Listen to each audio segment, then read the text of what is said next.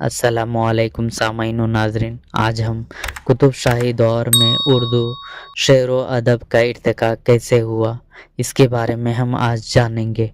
जानने से कबल कुतुब शाही दौर का पस मंज़र जानना बहुत ज़रूरी है। तो चलिए शुरू करते हैं। बहमनी सल्तनत अपने क़याम को पौने 200 साल तक पूरे अमन व अमान और शान व शौकत के साथ जारी रही। वही बहमनी सल्तनत जो मोहम्मद बिन तुगलक के कमज़ोर होने से वजूद में आई, खुद मुख्तारी का ऐलान करते हुए बहमनी सल्तनत का क़याम हुआ।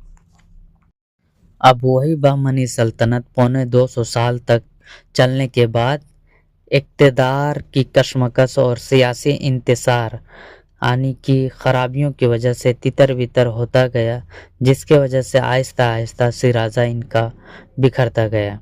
बहमनी सल्तनत का इंतज़ामी सतह पर इसके मुख्तलिफ शोबे थे, यानी कि इंतज़ामी सतह पर यानी कि निज़ाम को जो कायम किया गया था, उनके हिसाब से हर शोबे का एक अलग सूबेदार होता था।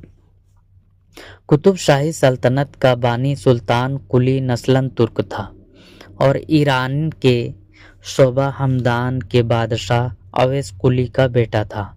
वहाँ बाप से बगावत के नतीजे में जान बचाकर हिंदुस्तान आया था।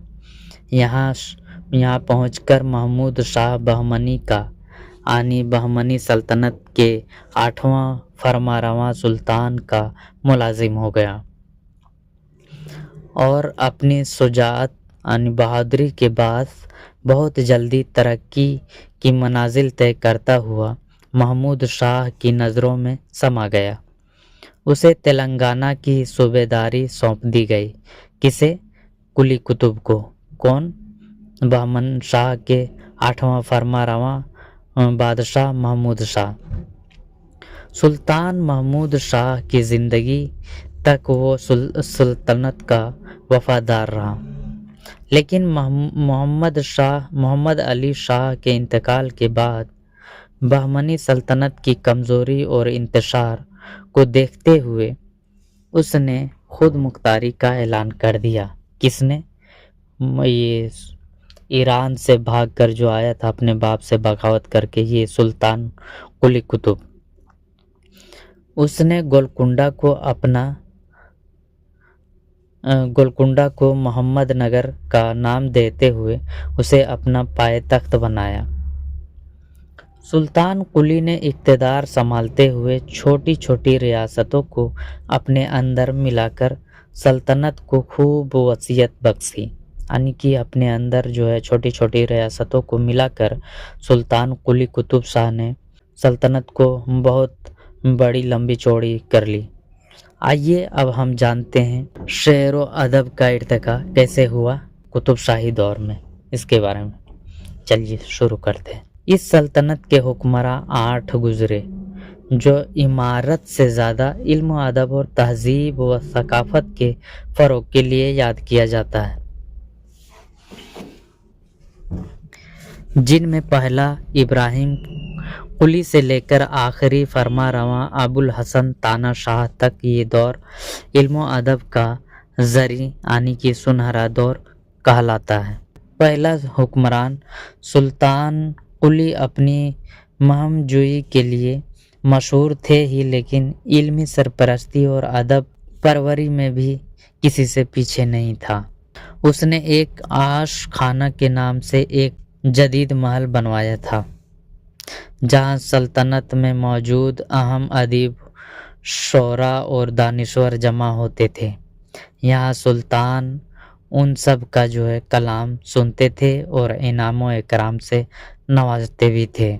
इस सल्तनत का तीसरा बादशाह इब्राहिम कुली खुद साहिब इल्म था, जिसने अपने दरबार में उलमा, फजला और दानिश्वर को भी शरीक रखे थे।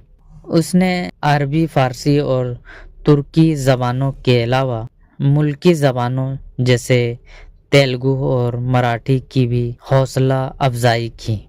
इब्राहिम कुतुब शाह खुद शायर नहीं थे, मगर शायरी का कदरदान था। इसीलिए उस दौर में 3 अहम शोरा फिरोज़, محمود اور خیالی کا تعلق اسی دور حکومت سے ملتا ہے۔ اس کے ذاتی کتب خانے بھی تھے جس کی شہرت دور دور تک تھی، جو اس نے خود داد محل میں قائم کر رکھا تھا۔ جو اس کتب خانے کا کچھ حصہ جل کر راکھ ہو گیا، اس وقت کا بڑا ادبی سرمایہ ضائع ہو گیا۔ اسی کے دور میں گولکنڈہ علم و فن کا مرکز بن کر ابھرا تھا۔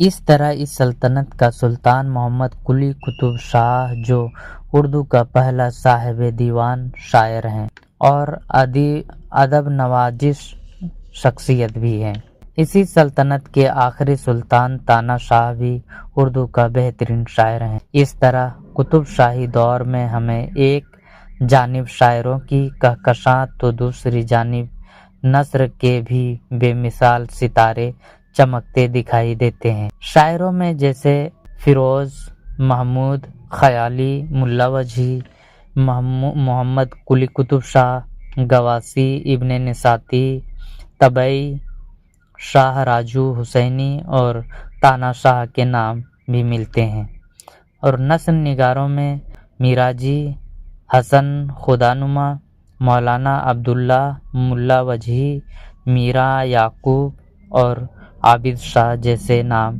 ملتے ہیں۔ قطب شاہی دور نے ہمیں اردو کا پہلا صاحب دیوان شاعر اور نثر میں ملا وجدی کی سبرس جیسی یادگار دیے ہیں، اور ساتھ ہی ساتھ میں یہ دور دکن کا امن و سکون، تہذیب اور علم و ادب کا ارتقاء کا یادگار دور رہا ہے۔ آئیے قطب شاہی دور کے اہم شعراء کے چند اشعار سماعت کریں گے۔